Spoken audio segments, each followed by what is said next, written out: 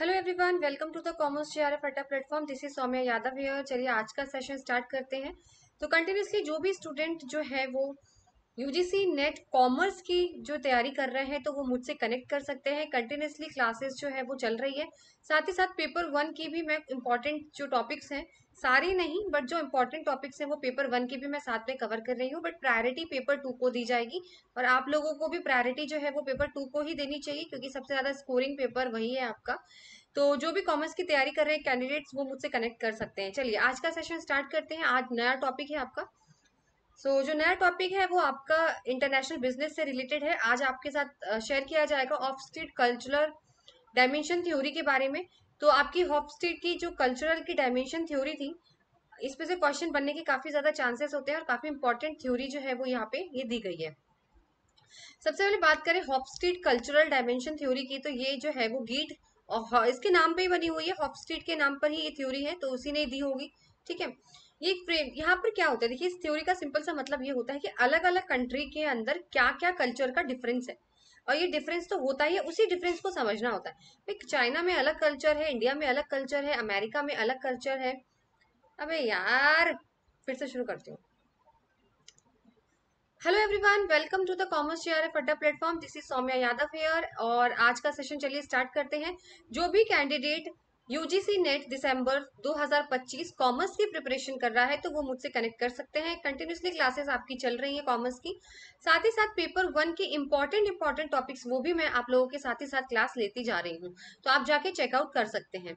तो आज का जो सेशन है वो इंटरनेशनल बिजनेस से ही है और इंपॉर्टेंट थ्योरी आज के सेशन में हम लोग डिस्कस करेंगे, जो कि है आपकी हॉफस्ट्रीट कल्चरल डायमेंशन थ्योरी। ठीक है। अगर मैं बात करूं हॉफस्ट्रीट कल्चरल डायमेंशन थ्योरी की, तो इसको डेवलप किया था गीट हॉफस्ट्रीट ने, यानी इसके नाम पर ही ये थ्योरी है। इसने क्या बोला था इस थ्योरी के अकॉर्डिंग कि अलग अलग कंट्रीज के अंदर अलग अलग कल्चर होता है। ये तो सबको पता है भाई, इंडिया में अलग कल्चर है, चाइना का अलग है, कोरिया का अलग है, अमेरिका का अलग है। ठीक है, सबके अलग अलग कल्चर्स होते हैं। उन्हीं डिफरेंसेस को समझने के लिए ये थ्योरी जो है यहाँ पर बनाई गई है। ठीक है। ये फ्रेमवर्क इसीलिए बनाया गया है, it is use to distinguish between the different national culturals, the dimension of culture and assess their impact on a business setting. अभी उसी कल्चर से उनके बिजनेस पे क्या फर्क पड़ता है ये भी इस थ्योरी में समझाया गया है। तो ये हो गया छोटी सी ब्रीफिंग थ्योरी के बारे में। अब बात करते हैं हॉफस्ट्रीट कल्चरल के डायमेंशंस। तो इसने कुछ डायमेंशंस दिए थे, जिसमें सबसे पहला है पावर डिस्टेंस इंडेक्स, दूसरा है कल्टिविज्म वर्सेस इंडिविजुअलिज्म, थर्ड है आपका uncertainty avoidance index, femininity and masculinity, short term versus long term and restraint versus intelligence. इनको वन बाय वन मैं आप लोगों को बहुत अच्छी तरीके से समझा दूंगी, आप कभी भी भूलेंगे नहीं। ठीक है। देखिए कम पढ़िए, हमेशा ऐसा नहीं है कि आपको 4 घंटे की क्लासेस लेनी है उसमें 40 टॉपिक्स आपने कवर कर लिए, ऐसे एग्जाम क्लियर नहीं होता है। सबसे पहले इंपॉर्टेंट चीज, अगर आप वो टॉपिक पढ़ रहे हो ना तो उस टाइम पे चाहे आपने 5 मिनट की क्लास वो ली हो, वो टॉपिक आपको इतने अच्छे से आना चाहिए कि कल को दोबारा से आपको खोलने की जरूरत ना पड़े। ये टॉपिक आप लोग यही करते हो, पढ़ लेते हो फिर भूल जाते हैं और फिर नेक्स्ट आता है फिर खुल के बैठ जाते हैं। ऐसे करेंगे तो रिवाइज, जब आप रिवाइज करोगे तो आपके लिए पहली बात तो इजी हो जाएगा, दूसरी चीज आप नए टॉपिक जल्दी से जल्दी कवर कर सकते हो। अभी अगर ये टॉपिक ढंग से नहीं पढ़ा आप लोगों ने तो फिर इसको दोबारा पढ़ना पड़ेगा आपको। इसीलिए मैं यही कहती हूँ कि छोटे छोटे लेक्चर्स लीजिए जिससे आप लोग बोर ना हो। कहीं ऐसा ना हो कि पहला पढ़ते पढ़ते आप लास्ट तक पहुंचे, लास्ट याद रहता है और पहला भूल जाते हैं। तो इसलिए मैं हमेशा शॉर्ट वीडियो लेकर आती हूँ कि शॉर्ट वीडियो में एक टॉपिक आपको ढंग से समझ में तो आना चाहिए कम से कम। चलिए तो वन बाय वन यहाँ पे डिस्कस कर लेते हैं। तो सबसे पहले अगर मैं बात करूं पावर डिस्टेंस की, देखिए पावर डिस्टेंस का क्या मतलब है यहाँ पर। देखिए आपको तो इतना तो पता होना चाहिए कि जिसके पास पावर होती है उसका रुतबा अलग होता है। ठीक है, ये तो सबके आजकल की अगर मैं आप बात करूं तो अगर मैं एक कंपनी में हूँ, अगर किसी कंपनी में, तो जो मैनेजर होगा उसका ऑरा अलग ही आपको देखने को मिलेगा और जो क्लर्क होगा वो आपको अपने आप आइडिया लग जाएगा कि दोनों के अंदर पावर का कितना डिफरेंस है। ठीक है। पावर क्या होता है, देखिए पावर अगर मैं देखी जाए ना तो किसी से कहीं ना कहीं नेगेटिव इम्पैक्ट करता है, कहीं भी लगा लीजिए पावर। अब जिस जो मैनेजर होता है उसका अलग ही मतलब अगर मैं देखा जाए उसके अलग ही एटीट्यूड होता है भाई, वो किसी को समझता ही नहीं, क्लर्क को क्यों समझेगा भाई, अपने नीचे जो है उसको क्यों समझेगा वो। तो एक तरीके से ये इनइक्वालिटी क्रिएट करता है जो कि बिल्कुल सही नहीं है। तो यहाँ पर यही चीज बोला गया है कि पावर एक्सटेंट वही चीज है कि एक कंट्री के अंदर अगर कोई काम कर रहा है तो कितनी इनक्वालिटी है, यानी कितना एक दूसरे को इंफीरियर माना जाता है, कितना ये लोग एक दूसरे को मानते नहीं है। ठीक है, ये वाली चीज यहाँ पर भूली गई है। अगर मैं बात करूं यहाँ पर पावर डिस्टेंस अगर हाई है, अगर हाई पावर डिस्टेंस है यानी ज्यादा पावर का बड़ा एटीट्यूड दिखा रहे हैं लोग, और इंडिया में तो यही है कि जो अगर ज्यादा पावरफुल होता है ना तो उसके खिलाफ आप कुछ कर नहीं सकते हैं, ठीक है। और ये चीज तो अपने इंडिया में इतनी कॉमन है कि बहुत ही गलत चीज है यहाँ पर कि अगर जिस इंसान के पास पावर होती है उसका अलग ही अकड़ होती है उसके अंदर, और दूसरी चीज वो कुछ भी कर लेता है, और वो क्लर्क के साथ चाहे तो मैनेजर कुछ भी मिसबिहेव कर लेता है, वो कुछ कर नहीं पाते। जो नीचे के जो अगर मैं बात करूं जो लो लेवल के जो रैंक में होते हैं वो कुछ नहीं कर पाते। ये हर जगह है, आप चाहे गवर्नमेंट ऑफिस में चले जाओ चाहे आप प्राइवेट में चले जाओ, ये है जो कि इनइक्वालिटी क्रिएट करता है, जो कि सही नहीं है, ठीक है। तो अगर आपकी हाई पावर इंडेक्स है आपकी कंट्री की, अगर मैं इंडिया की बात करूं, इंडिया का पावर डिस्टेंस बहुत ज्यादा है, हाई है, ठीक है, हाई पावर, तो ये ठीक नहीं है। इसका मतलब इनइक्वालिटी बहुत ज्यादा है भाई, बहुत ही ज्यादा है। यहाँ पर पावर जो है वो अनइक्वली डिस्ट्रीब्यूट किया गया है। अगर मैं बात करूं लो की, तो देखिए अगर मैं बात करूं यूएस और कनाडा की, तो यूएस कनाडा एक ऐसे कंट्री है यहाँ पर जिनके यहाँ पावर डिस्टेंस जो है वो बहुत ही ज्यादा कम है। यानी सारे लोग अगर डिसीजंस लेते हैं, अगर कोई मैनेजर डिसीजन लेता है तो वो क्लर्क को भी इन्वॉल्व करता है। वहां पे डिसेंट्रलाइजेशन का काम होता है, सेंट्रलाइजेशन नहीं होता है। अब अपने अगर मैं पावर डिस्टेंस अगर हाई है तो यानी सेंट्रलाइजेशन है भाई, एक ही के पास पावर है, वही जो करेगा करेगा। लेकिन डिसेंट्रलाइजेशन क्या होता है, यानी आपकी लो पावर इंडेक्स है। लो पावर डिस्टेंस का मतलब यहाँ पर सीधे ये है कि जो डिसीजन मेकिंग है वो सब जगह इन्वॉल्व, सबको बराबर से ट्रीट किया जाता है, जो कि यूएस और कनाडा में बहुत ज्यादा लो है। और वही अगर मैं बात करूं जापान और सिंगापुर में बहुत ज्यादा हाई है ये, ठीक है। अब बात करते हैं इंडिविजुअलिज्म एंड कलेक्टिविज्म। देखिए इंडिविजुअल का मतलब सिंपल सा है, अपना काम बनता भाड़ में जाए जनता, ठीक है, यही चीज है।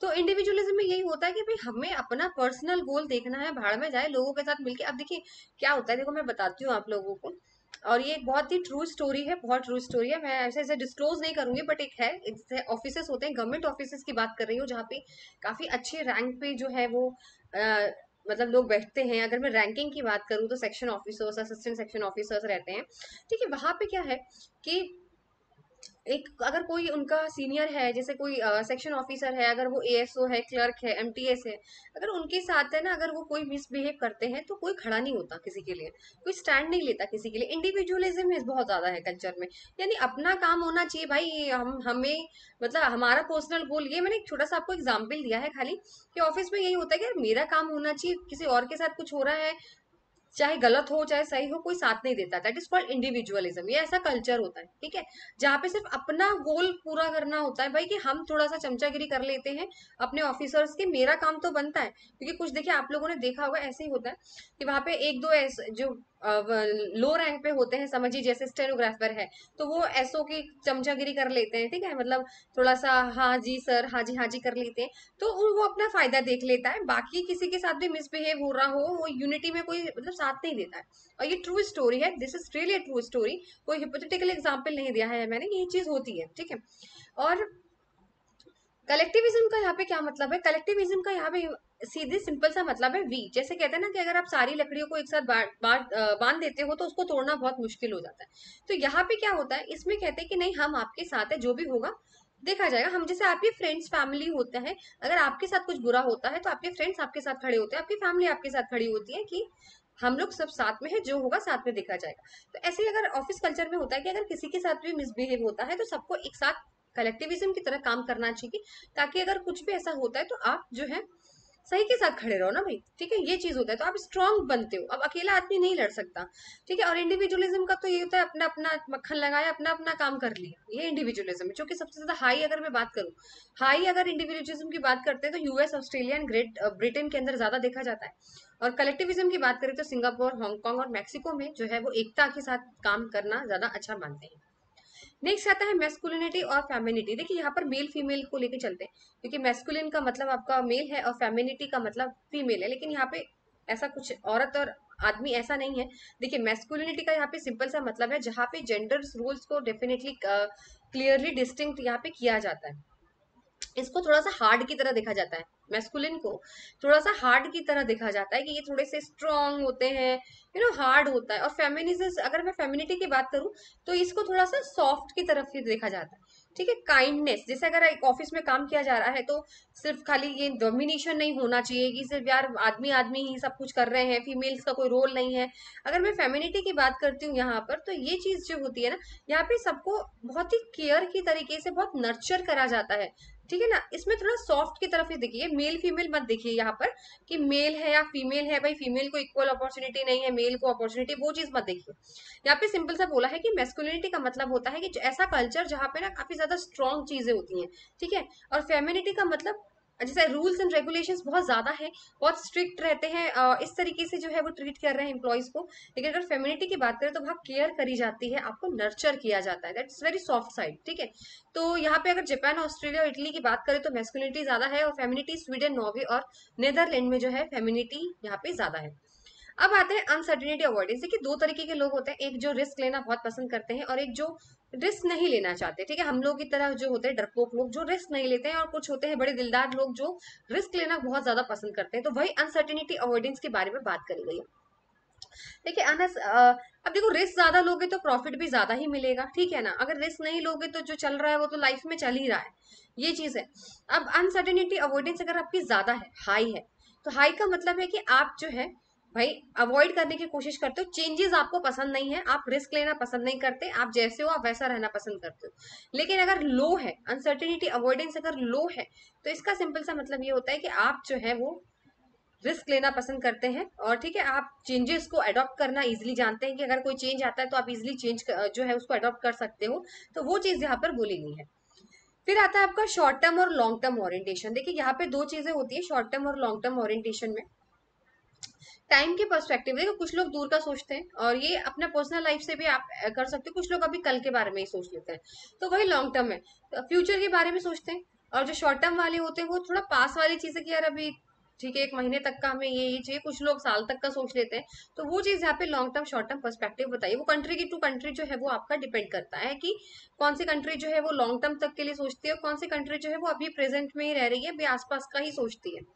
फिर आता है इंडल्जेंस और रेस्ट्रेंट। देखिए इंडल्जेंस का मतलब ये होता है, जैसे अगर मैं पेरेंट्स का एग्जांपल लेती हूँ आप लोगों को, इंडल्जेंस का सिंपल सा मतलब है कि देखिए कुछ पेरेंट्स ऐसे होते हैं जो अपने बच्चों को प्रेशराइज नहीं करते, वो कहते हैं बेटा जा जी ले अपनी जिंदगी, जो आपको करना है, आपको जो भी पैशन अपना फॉलो करना है आप वो करिए, ठीक है। आप अपनी लाइफ एंजॉय करनी है, आपको फन करना है, आपको पेंटिंग करनी है, आपको कुछ भी करना है, ठीक है, आपको वो आप वो चीज करिए। उसे बोलते हैं इंटेलिजेंस, जहाँ पे आपको फ्री होके जीना सिखाया जाता है। एक होता है रेस्टोरेंट, यानी बहुत ही ज्यादा दुनिया को देखकर आपको बदलना। उसका बेटा इंजीनियर है तो पैदा होते ही कह देंगे इसको तो इंजीनियर बनाना है, इसको तो डॉक्टर बनाना है। जैसे कि 3 इडियट्स आपने मूवी देखी होगी, सेम वही समझ लीजिए। जैसे 3 इडियट्स में जो उनके प्रोफेसर होते हैं जो वायरस नाम से है, ठीक है, उन्होंने अपने तीनों बच्चों को क्या सोचा था, जिसमें 2 एक्ट्रेस हैं और एक उसका जो डेड सन दिखाया था, तो उसमें यही था, उसने सोचा था अगर लड़की होगी तो डॉक्टर बनेगी और लड़का होगा तो इंजीनियर बनेगा, पहले से ही डिसाइड कर लिया, चाहे वो आगे करना चाहते हैं नहीं करना चाहते। तो वही चीज रेस्टोरेंट के अंदर आती है। और इंटेलिजेंस का मतलब फ्री, कि आपको जो करना है आप अपनी लाइफ में करिए। ऐसी कंट्रीज के ऊपर होता है कि वो एकदम फ्री होके एंजॉय करती है अपनी चीजों को, और एक रेस्टोरेंट होती है जो बहुत ही दो सोशल रिफॉर्म, सोशल नॉर्म्स के अकॉर्डिंग चलना ज्यादा मानती है। तो ये चीज यहाँ पर बोली गई है। आई होप आप लोगों को ये पूरी थ्योरी शॉर्ट वीडियो में समझ में आ गई है। चलिए आज का सेशन यहीं पर तक था। सेशन अच्छा लगे तो प्लीज मुझे जरूर कमेंट सेक्शन में शेयर करिएगा। तब तक मिलते हैं आपसे नेक्स्ट सेशन में। Till then goodbye, take care.